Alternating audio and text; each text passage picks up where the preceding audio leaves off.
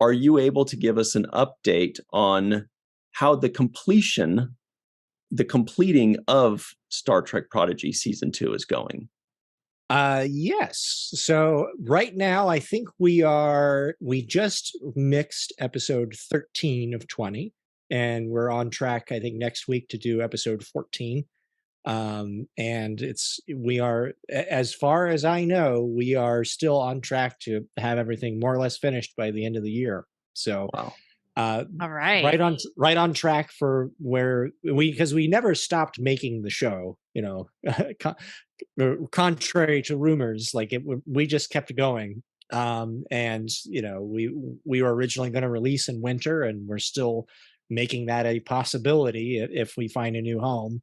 It's obviously up to them when the show drops, but it made the most sense for everybody to, let's just keep making the show, and then it'll be ready at a certain time for if and when they want to drop it. So the episode I just watched was episode 13, and that was in fact the episode I vague tweeted about it.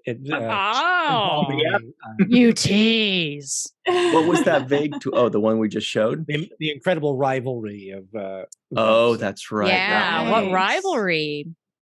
Yeah, I'm sure. Yeah, we're all. Go ahead. Yeah, rivalry. Rivalry. Which one? Yeah. And when Aaron Waltke says it's on track, it's a different kind of on track than Star Trek 4. The quote from Star Trek 4. Right. Like it's actually really for sure going to happen.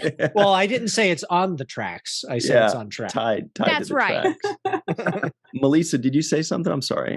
Yeah, no, it's okay. No, I was going to ask, has anybody guessed correctly the rivalry yet?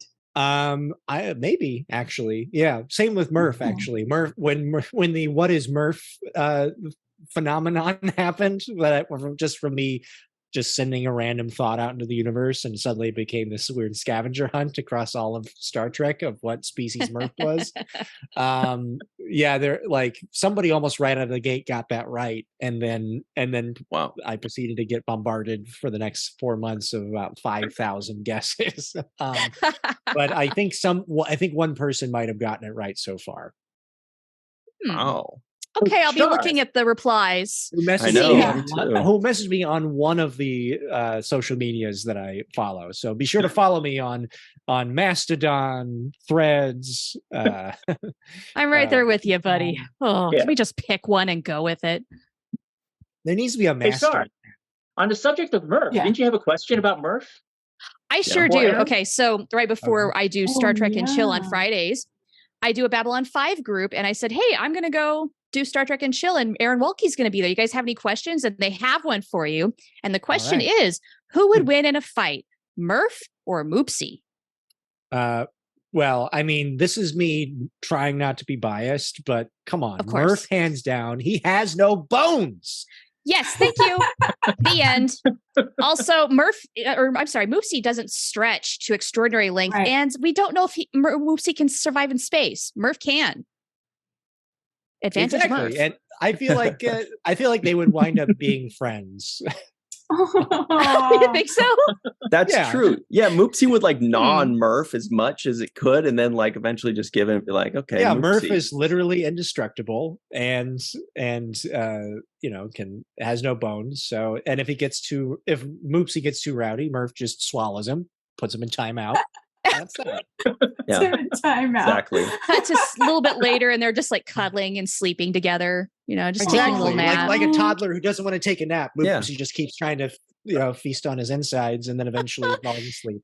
It's just the next chain of command. Rock looks out for Murph. Murph's going to work out for Moopsie. So exactly. Two of circle alive. So you heard it here first. Season 5 of Lower Decks. Murph is time traveling back, befriending Moopsie. It is the season finale of Lower Decks. Tweet at Mike McMahon. Yeah. Well, Moopsie could be friends with Rock Talk and Zero too, because do they have bones? Or is Rock Talk all bones? Oh, that could be a big problem. Good question. She might be sort of a chitinous kind of creature, and that's why she has those scales. I don't know. They don't really go into the I guess the novels go into the Bricarian species a little bit, but what about the diviner? We know he ain't got no spine. Oh. I'm just kidding. I love the diviner, and he loves me. We always pictured the Vaunakot as being sort of like a species that was like almost on the threshold of ascending to energy based, which is why they have those sort of light up tendrils, and why when they die, like you see the diviner dies, they kind of like the tendrils encapsulate them entirely, and then they just evaporate. Almost the example I gave in the writers' room when we discussed it was like they're a little bit like the episode Transfigurations from TNG, which that whole episode is about a race of alien species that are on the cusp of some evolutionary development, and that the societal ruckus that causes. But in this case, where Moopsy fits into that, I don't know.